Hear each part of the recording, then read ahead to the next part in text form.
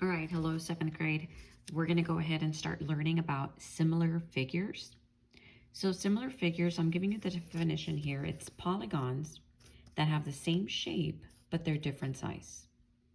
So same shape, but different size. They're going to have corresponding sides and corresponding angles. That means that sides that are in the same spot, right, from one shape to another, and angles that are in the same spot from one shape to another. And two polygons, so two shapes, are going to be similar if they follow these two rules. Number one, the corresponding angles are congruent. So that means that the angles have to all be the same. And two, the lengths of the corresponding sides are in proportion. Okay, so the lengths have to be proportional. And I'm going to show you an example.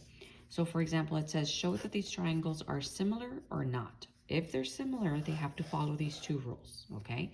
So number one, do they have the same congruent angles? Do they have the same angles? Well, let's check. Notice how this little square is this little square. You see this triangle could be like moved to where it's facing the same way as this one, okay? So this is a 90, this is a 90. Then you have a 55 and a 35. So far so good, right? So you have the same angles right here. Now, are the sides proportional? So take, for example, the hypotenuse, 40 and 25.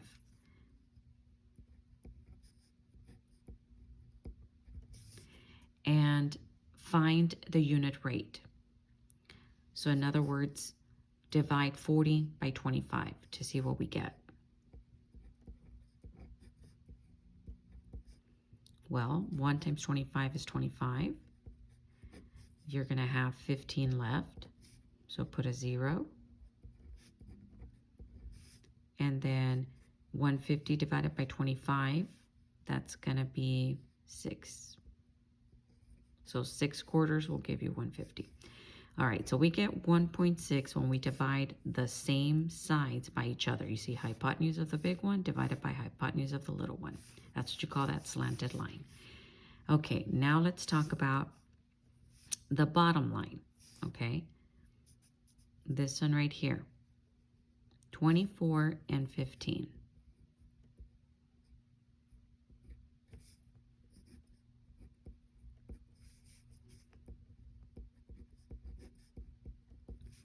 One times 15 is 15. 24 minus 15, that is 9. Put a decimal and a 0. And then 90 divided by 15 is 6. So notice we're getting the same thing. And then the last two numbers that we have to compare is the 20 and the 32.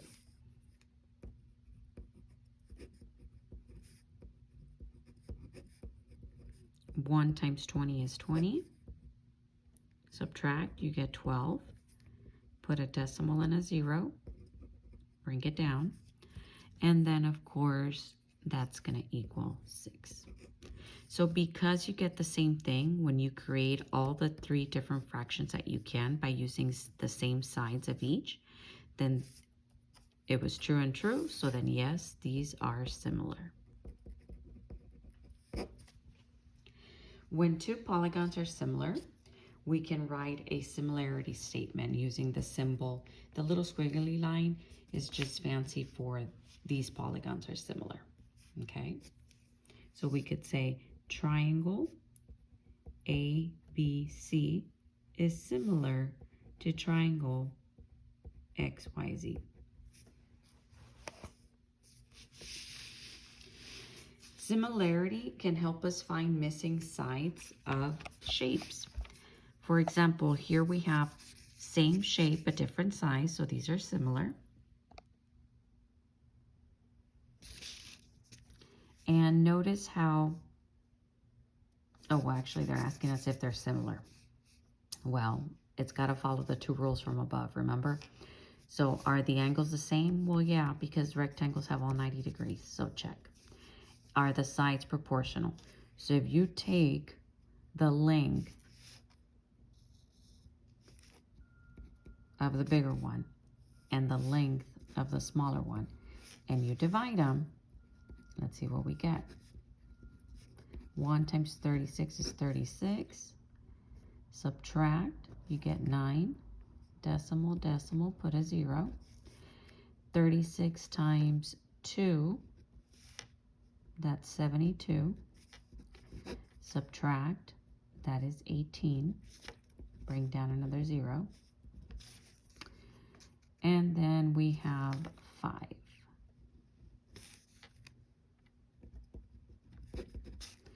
So that's what we get when we divide these two. Now we're going to divide these two, the widths.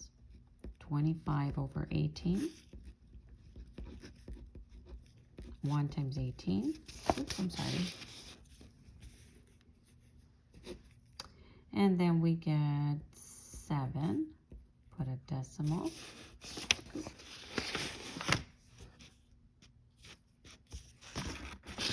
Let me do this a little better.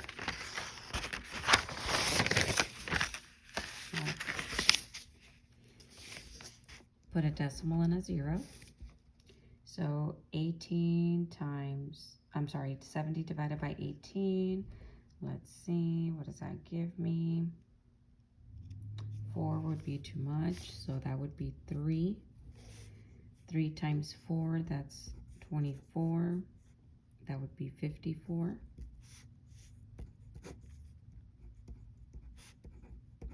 That'd be 60. So already I can tell that I'm not getting the same answers. So then these are not similar because it did not justify both rules. Okay.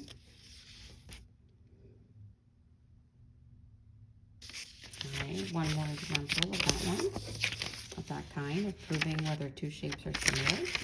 Again, two rules have to be true. Are all the angles the same? 90, 90, 60, 60, 30, 30. So far so good. Now, are the sides proportional, right? So if you take the diagonal and you take the diagonal, 34 over 17, and you divide, that gives you 2. Now you're going to take the bottom, the smaller one. So here's the smaller one. So 16 over 8. 16 divided by 8, that's also 2. And then 30 divided by 15, that is also 2. So yes, these are similar.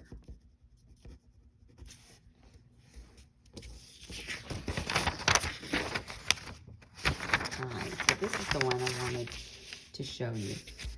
When they give you two shapes and they're telling you that they're similar, remember the little squiggly line? They're similar, but they're telling you, hey, go ahead and find this side. So the way we're going to find that side is by using proportions, okay? So proportions, remember, is two fractions. And you're always going to have like a missing side, right? So with this one right here, I know that I have x and I have 35. That's the fraction I can make with the left shape, the left polygon. On the right, I have to decide this side right here, where is it over here?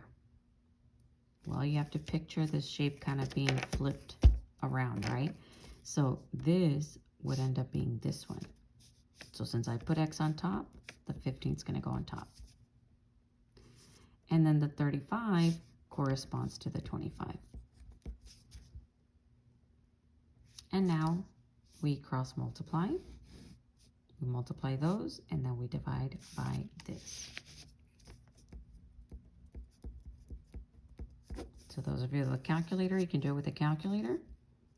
5 times 5, 25. 5 times 2 is 10, plus 2 is 12. 5 times 1 is 5, 1 times 2 is 2. So that's 573, 375. And now I have to divide it by 25. So think of $3.75. How many quarters do you have to have in order to have this much money, right? Well, I know that there's 4 quarters in every dollar, and I have 3.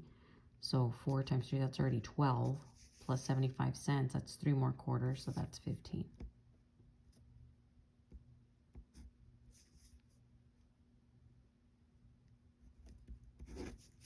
And there it is. Let's go to number 2.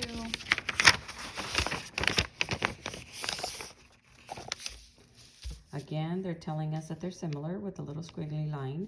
There's always going to be some values missing, right? They want us to find them both. So we do it with proportions. So let's find x first. So I'm going to do my 2 fractions. The only number I have on the left is the 54. So x over 54. And whoever is the x over here, that's the one I have to use. Okay, so I know this is like the longest side, which belongs here. So 54 and the 42 are on the same side. Now, who is the x? The x is the smaller one of the leftover one, so that's the 28. And now we cross multiply and divide.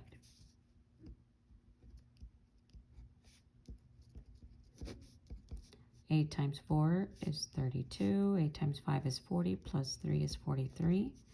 2 times 4 is 8, and 2 times 5 is 10. So that's 2, 11, okay, so 1,512 divided by the 42. So let's see, 42 times 3, that's going to be 6 and 12. That's going to be 5 and 2, bring down the 2. And then that's going to be, let me see, 6. 6 times 2 is 12, carry the 1, 6 times 4 is 24, plus 1, 25. So there we go. The missing side, this x, was 36. And now they're saying, okay, we'll find the y. Find the y also. Okay, so same thing. I can do y over 54 equals to, remember that the 42 belongs with the 54, right? So I'm going to use that. Which side is the one that belongs with the y? Yes, it was the 35. So now we're going to cross multiply and divide.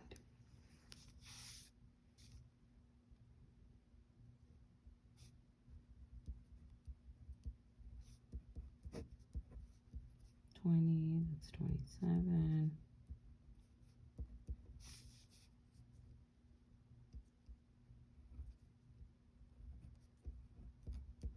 Divided by the 42. So that's going to be 4, because 4 times 2 is 8, and then 16. And that's going to be 1 and 2, bring down the 0. And that's going to be 5. So the y is 45. All right. And now, of course, they always want to get fancy on you, and they want to give you the same thing we've been doing, but in a word problem form. Okay, so it says, if a 36-inch yardstick casts a 21-foot shadow, how tall is a building whose shadow is 168 feet? Draw a picture with 2 similar polygons. So I have a ruler. Here it is. 36 inches, which is equal to 3 feet, right? So from here to here, it's 3 feet. And its shadow, I'm going to do a shadow kind of dotted like that, is 21 feet. And now they're talking about a building whose shadow, oh, I guess, so then I don't know how tall the building is. I know there's a building, but they didn't tell me how tall it was, but they did tell me the shadow. You see how the shadow down here I drew it down here.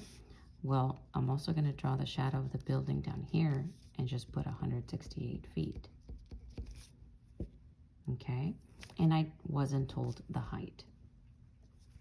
So you kind of see the pattern. You see these little like similar figures, and you use proportions. So I have feet, so I have to use this one. I can't use the 36 because they all have to be the same. So 3 over 21 is equal to x over 168.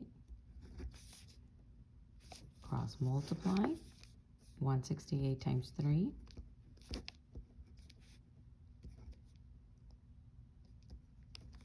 divided by 21.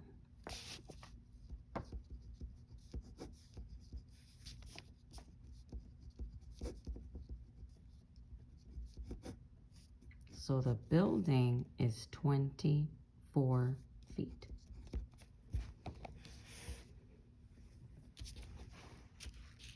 All right, and the last one.